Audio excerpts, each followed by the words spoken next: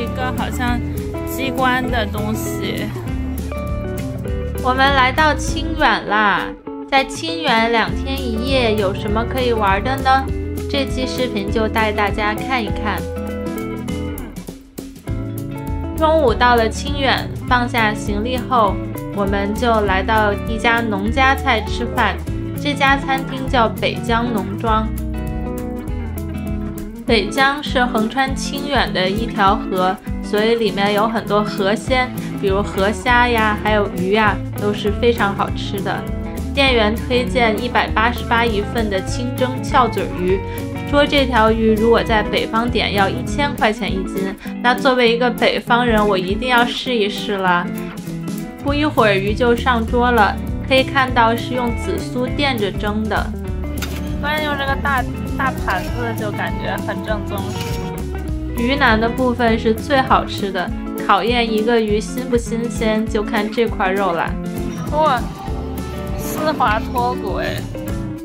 河鱼的肉质比较软嫩，但油脂很丰富，所以很香。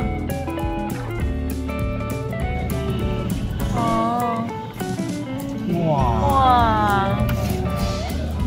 这条鱼有2斤多重，188块钱一份，是按份卖的。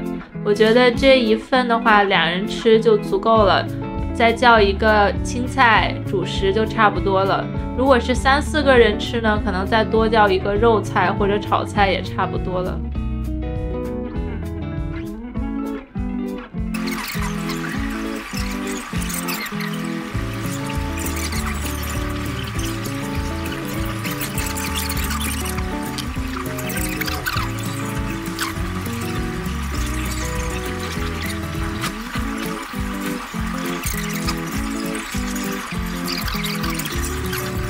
主食我们叫了艾草饼，它这个是炸的，所以比较油，但是里面是真的放了艾草的，所以这个饼呢有小小的苦味儿，但是吃呢又是比较的香，就是会有回甘。这顿饭总共是244块钱，其实价钱呢也不算便宜啦，在清远吃，说实话，不过我觉得还是很好吃的。午饭之后，我们就出发前往黄藤峡，这是我们在清远去的第一个景点，离市区比较近。到了之后发现没有什么人，大家看一下这个缆车都没在动的，因为正值香港的复活节假期，内地还在上班，所以这边没有什么游客。但是我们还没有进去，就发现了一个有意思的东西，是中国福利彩票。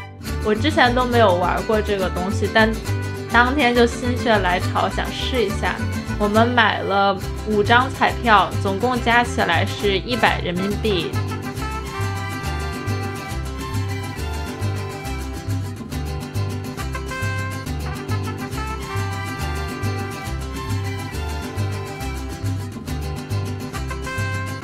它每一张都有不同的玩法，但主要都是你要用它这个小铲子把它铲开。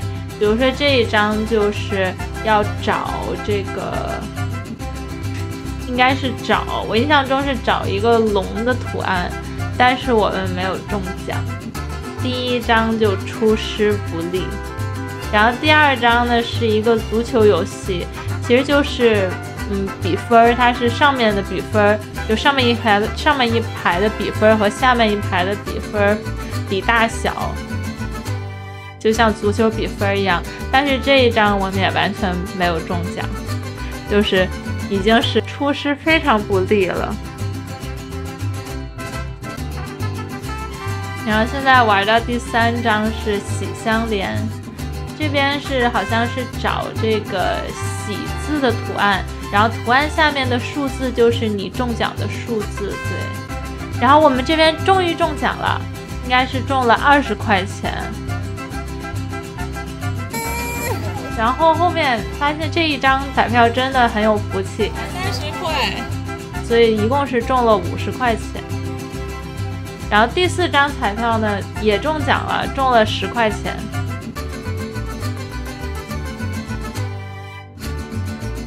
最后这个玩法就更加神奇了，是看你有没有是3个一样的图案。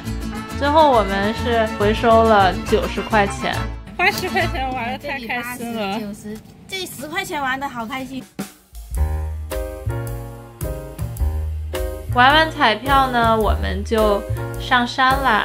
我是买了一个黄藤峡的套票，包括缆车、天安门悬梁，还有叫山道滑车。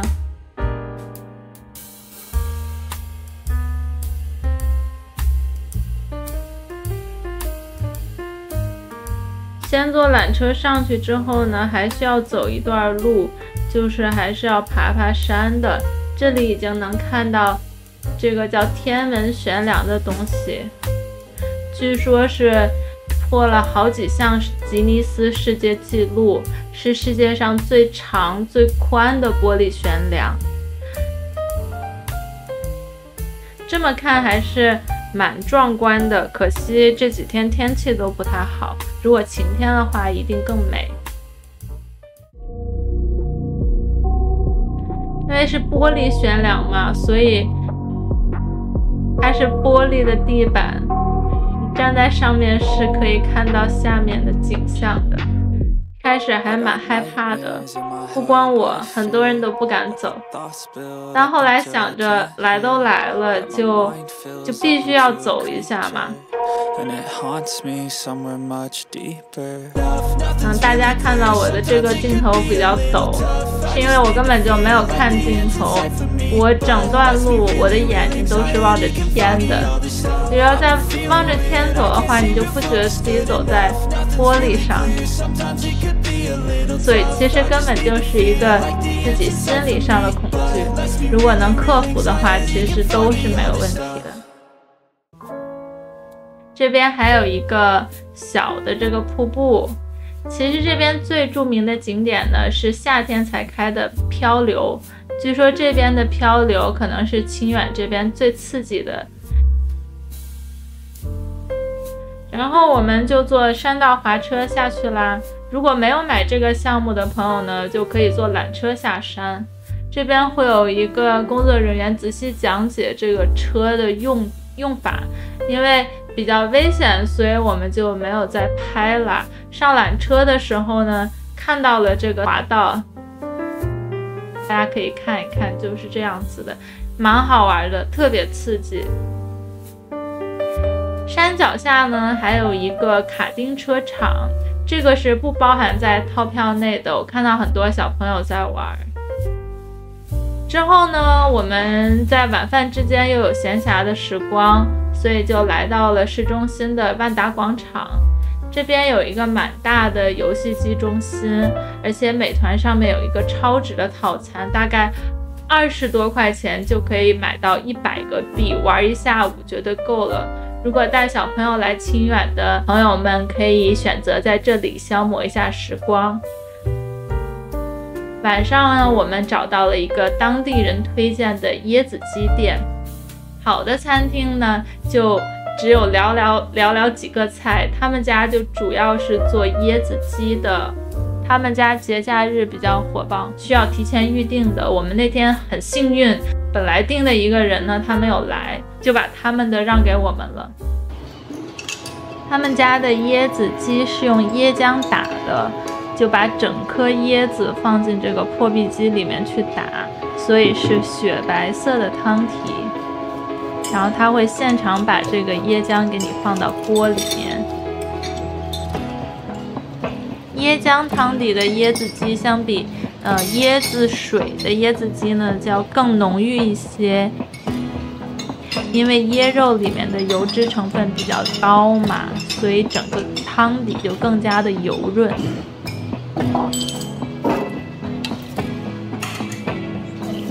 然后这个也是放水，右下一个要来长菜。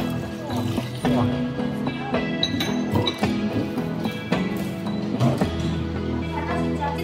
OK。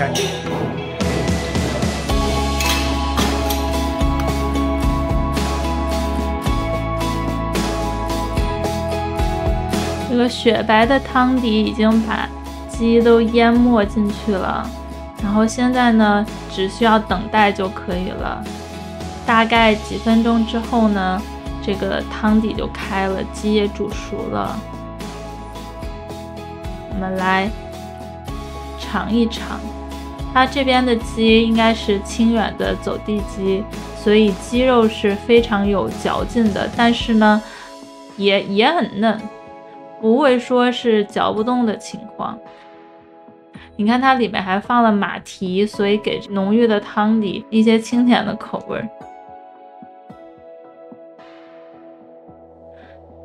然后你看他们家的这个鸡肉啊，这个鸡皮都是脆的，很少见这个鸡皮是脆的哦。然后鸡肉在这个椰子汤里煮过之后呢，就是更加的鲜甜。酱料就是比较简单，有一碗姜和沙姜混合的姜油，还有一个辣椒酱油。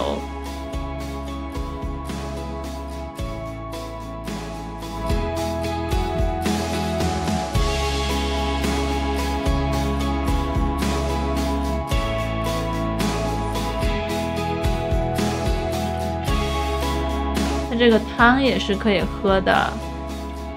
这个时候呢，因为已经煮过鸡了嘛，所以这个汤里有鸡的鲜味儿，真是特别好喝。我们2个人都喝了有3、4碗，吃的差不多了呢，就可以把青菜放进去。我们点的这个是油麦菜，然后这个菜呢也会吸入椰汁的汤，这个汤底的香味儿啊，有椰子的醇厚，还有这个鸡的香味儿，反正这个菜也是特别的好吃。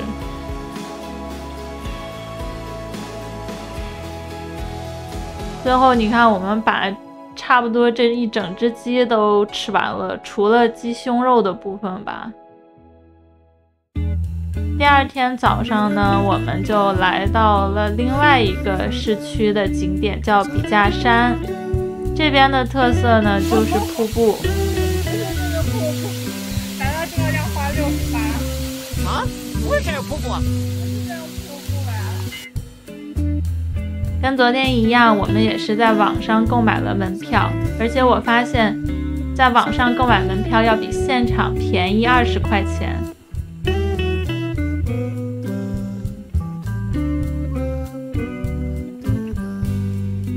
这边主要游玩的就是爬山了，这边它做了一些人工的栈道呀，还有一些小项目，有些项目是要额外花钱的。这边爬山真的是非常的友好，还给你这种竹棍以防你累，但其实这个山真的是非常的简单。一进去呢，有一个这样竹子做的通道，非常的美，很出片。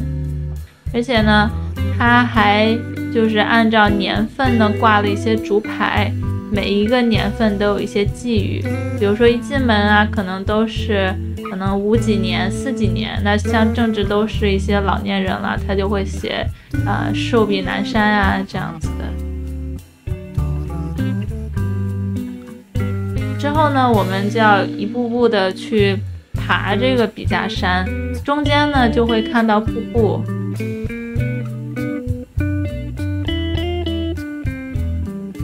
首先呢，进来呢，先看到了一个湖，有一个玻璃船的活动，应该是额外需要加30或者40块钱吧。我们没有玩，因为这个湖不是很大。之后呢，再走个10多分钟就看到了瀑布，这个瀑布还是相当的壮观的。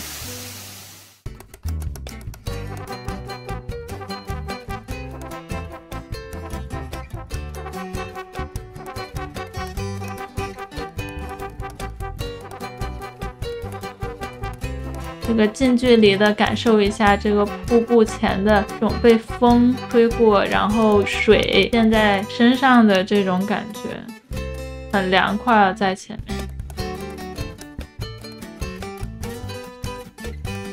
瀑布中间还有一些这种小的木桥，可以上去走一走，还挺考验平衡能力的。之后再往上爬呢，还会有一些更多的这种游乐的小项目，这部分都是不需要花钱的，我觉得也蛮好玩的。鹅雀花是清远这边的一个特色的花，我不太满意的是这里面会有一些假花，其实我觉得就按照自然的景色呈现就好了，没必要搞一些假花嘛。最后登顶呢，就可以看到一个这个茶壶做的小喷泉，顶上面还有一个休息的中心，有一个山水柠茶，他说这个水都是这边的山里的水做的，觉得他真的很会做生意。如果他说是普通的水，我就不喝了。笔架山上面的水其实是附近的村庄都会去饮用的。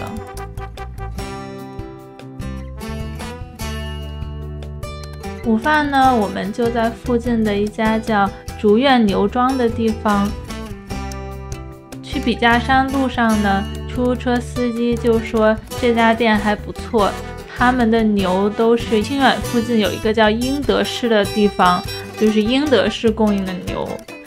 然后这边的套餐呢相当的划算啊，3到4人餐才200块钱这样子，分量都比较大。我们2个人呢就没法点这种套餐，所以只能单叫。服务员是特别推荐这个牛粒，所以我们要了一份牛粒，再要一份牛肉。他们家也是桑拿的模式，所以就是下面有汤底，然后你把肉放在这个锅上面蒸，靠这个汤汁把肉蒸熟这个样子。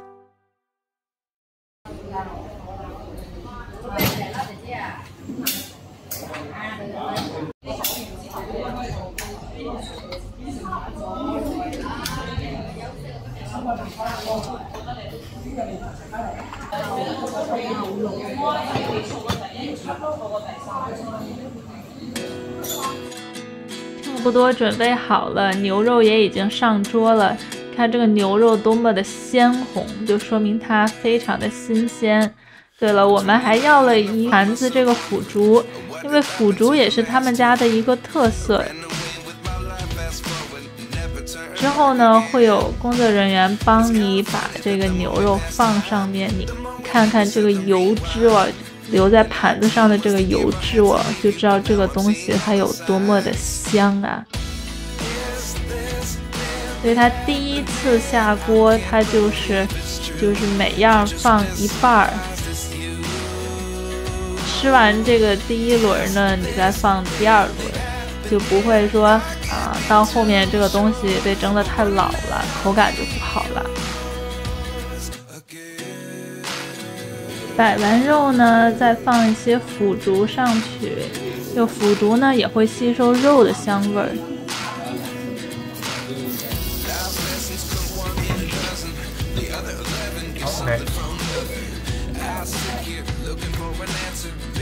那桑拿的做法也是非常的快啊，2分钟时间就差不多可以吃了。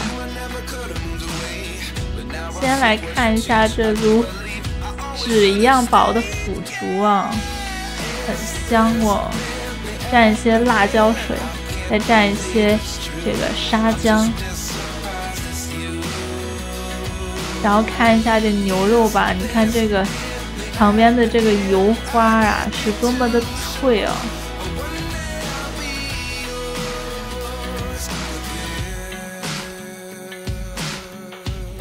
然后另一边呢就是牛粒，我本来是个不太爱吃牛粒的人，觉得有一点老啊，但它这种蒸法做出来的还是蛮脆的，还不错。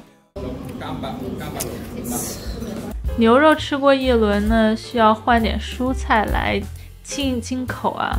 这个我们点的是这个娃娃菜，是属于比较香甜的，然后就自己下锅想坐一下，这时候服务员看不下去了，来帮我们了。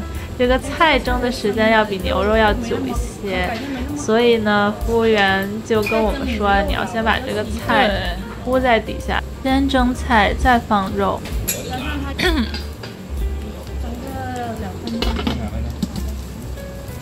先把菜蒸1个2分钟，等下面软了呢，它再放上刚才剩的半盘牛肉和牛粒。这个菜还会吸收牛肉的香味儿，会不同的味道。这一会儿还能喝汤呢。比赛是可以喝汤，但是你的只有冰汤，里面是没有牛肉就这样。啊，才发现为什么服务员让我们叫胡萝卜，我以为胡萝卜是摆在上面蒸的，但实际上是加到汤底里面的，这样汤底呢会更加的鲜甜一些。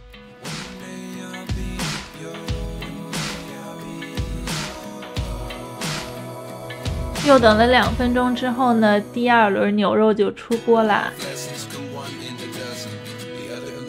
先看一下娃娃菜都已经蒸得软烂了，汤底也是可以喝的。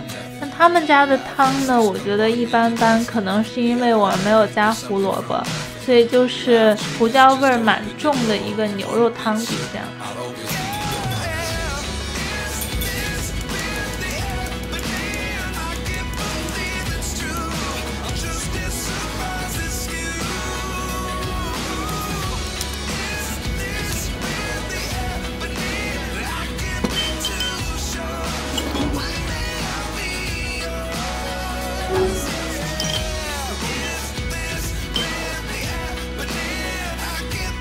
最后还剩一些娃娃菜，就直接放到汤底里煮了。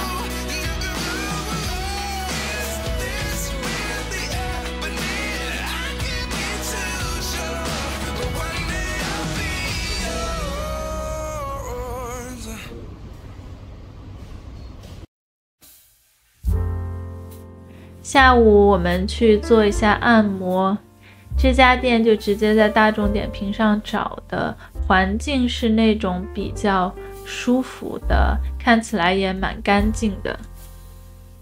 花橙花香的一个味道，这个是调节情绪的。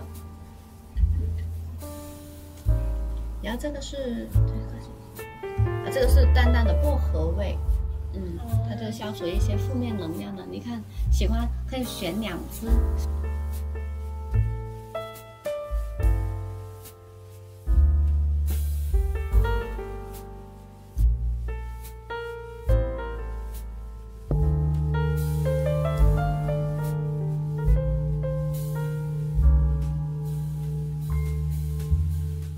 我们选了一个双人间，看它的这个环境还是现在蛮流行的日式风。总体来讲，我觉得还不错，师傅都是比较好说话的，老板也是非常的热情，按摩完还有小茶点给我们。接下来在街边发现了一家非常有广东特色的凉茶店，这家店是会看一下你的舌头啊，再听见讲讲你现在有一些什么问题啊，然后会给你调配2、3种凉茶在一起，就这样子一壶，最好快速喝掉。如果慢慢喝呢，就会觉得有些苦。如果你住在当地呢，还可以喝一个疗程了，大概就是喝个几天吧，每天喝2、3次这样子。这边还有一个舌枕壶，大家可以参考一下。喝完凉茶之后又去喝奶茶了，可能非常的不听话。去喝了这个现在内地很火的霸王茶姬，他们家单品也不是很多，不过就这个爆款叫伯牙绝旋，真的是非常好喝，应该是绿茶再加上乳茶。我又是在大众点评上买了券，其实才花了10块钱。差不多到吃晚饭的时间了。晚饭呢就要完成在清远的最后一个愿望，那就是吃瘦身鱼。什么是瘦身鱼呢？就是这个鱼在端上桌之前呢，先饿它几天。这样的目的呢，是让鱼通过自己的新陈代谢去消除体内多余的脂肪，还有腥味儿。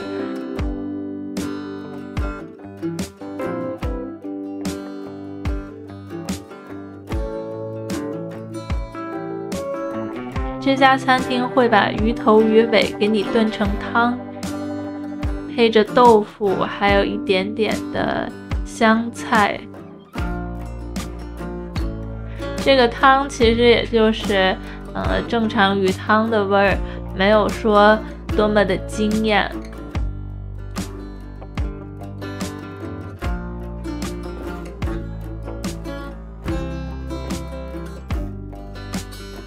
压轴登场的就是重头戏了，它呢基本上就是剩到了这个鱼身的部分。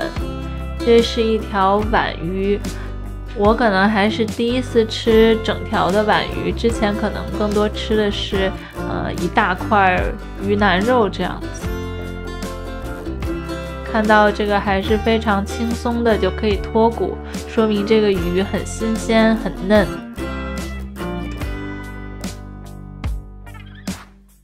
吃起来呢也是保留了鱼本身的鲜味儿，他们家的做法也是比较清淡的，就搁了一些葱呀，然后油去淋一下这个样子。